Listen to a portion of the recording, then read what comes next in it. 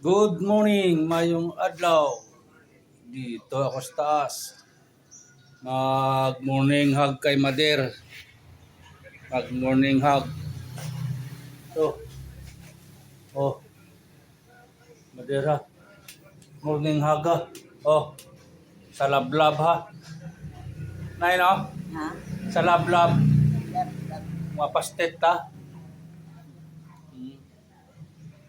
Kaya mainit sa panahon ha. Madigamo naman ta kapanyaga ta. Kung ano naman digamuhon ta. Digamo naman. Yung si Cooper, tingnan nyo dito sa yan si Cooper. Ay, dito naman sa baba upuan si Hamera. Hamer. Ayos eh. Mainit ang panahon ha. Sobrang init. Sobrang init ang panahon.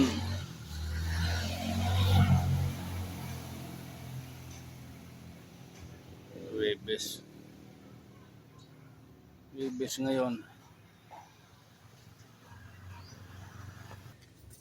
Ito na lang, dalawa na lang yung natira na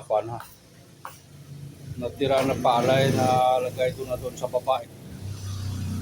Binaba ko na kasi nabilad ko na. Binaba ko na. Sa baba. Dito sa baba ko nilagay ko yung palay na tapos ng bilad na uga. Ayun, dito ko na nilagay. Kasi pag doon sa baba, sa taas, mahirap na kasi baka manakawa naman tayo. Dito ko na lahat nilagayan. Palay. Tsaka may binhi din tayo na 126. At 16 na binhi yun. Galing to sa dar. Ay, mga bata doon na nakapractice ako. Papractice na doon sa gym. Yan.